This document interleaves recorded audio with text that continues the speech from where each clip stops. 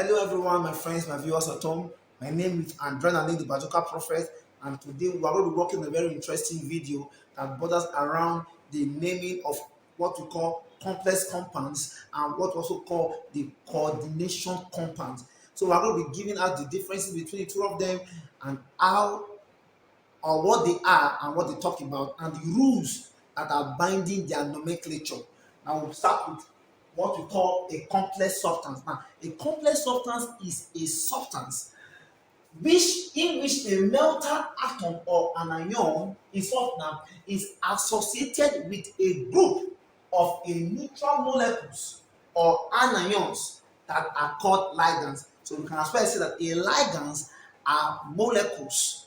You get me now? Are molecules or are anions that are bonded to a melter, and that melter many a time are mainly transition melter or transition elements. They move straight into what we call a coordination compounds. Now, what are they? Now, a coordination compounds, they are neutral molecules.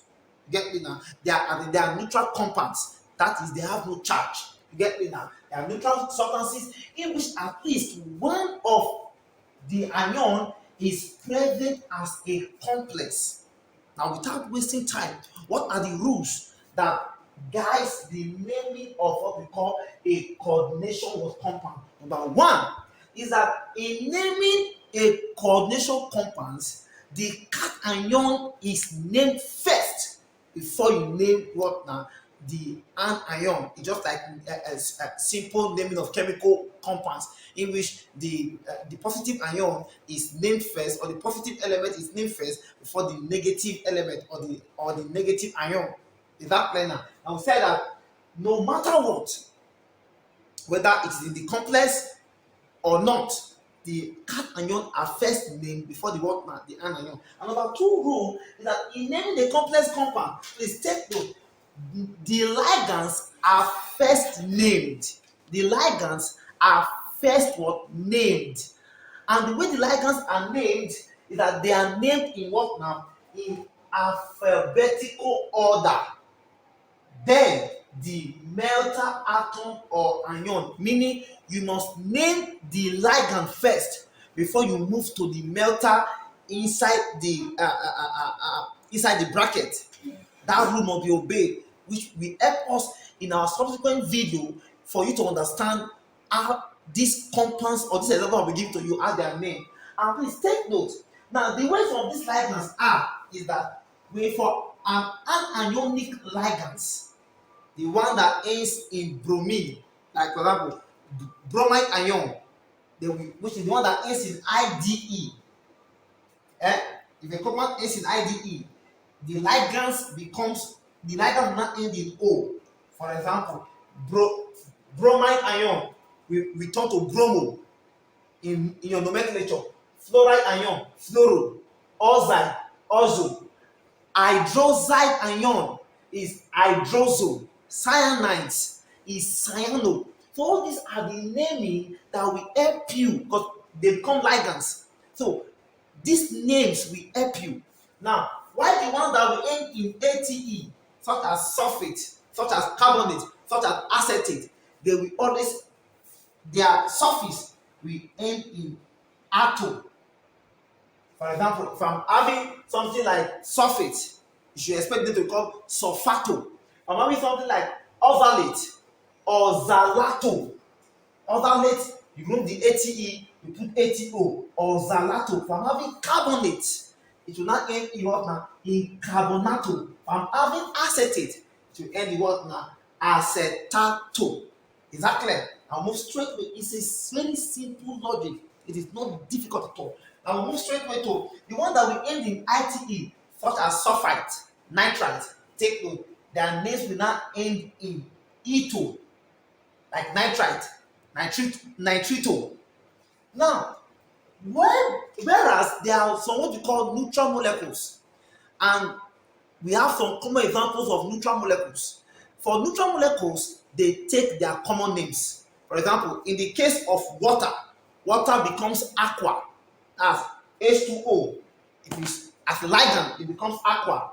Ammonia becomes what now? Amine.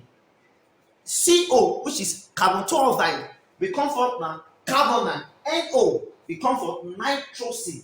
While N2 or O2, those molecules, they take their common names, such as N2 becomes dinitrogen, O2 dioxygen, and these names are as easy as that. Then we move straight away to the rutile. In rutile, Greek prefixes are used to designate the number of each type of ligands in the complex ion, and such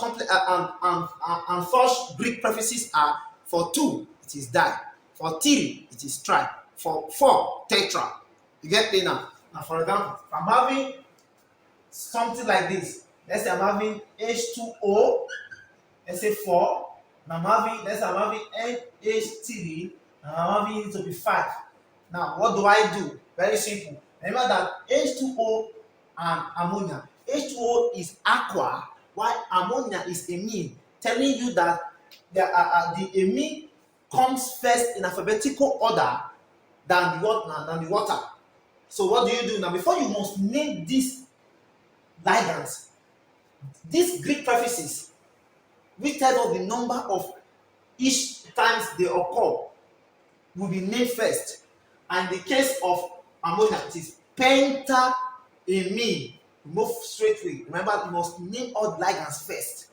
Then we move to what we call the tetra aqua. But there are some compounds, or there are some ligands that already have these Greek letters, these Greek prefixes. Example are what we call ethylene diamine. You get me now? Ethylene diamine. All these are bidentate. And what we call a polydentate what now? Ligands. It means that they are bonded to more than one different sites. You get me now? And the way they are being named, these names on these Greek letters are used for them. Bis, tris, tetrakis are used instead. So move to the next rule. So we'll move to the rule 4.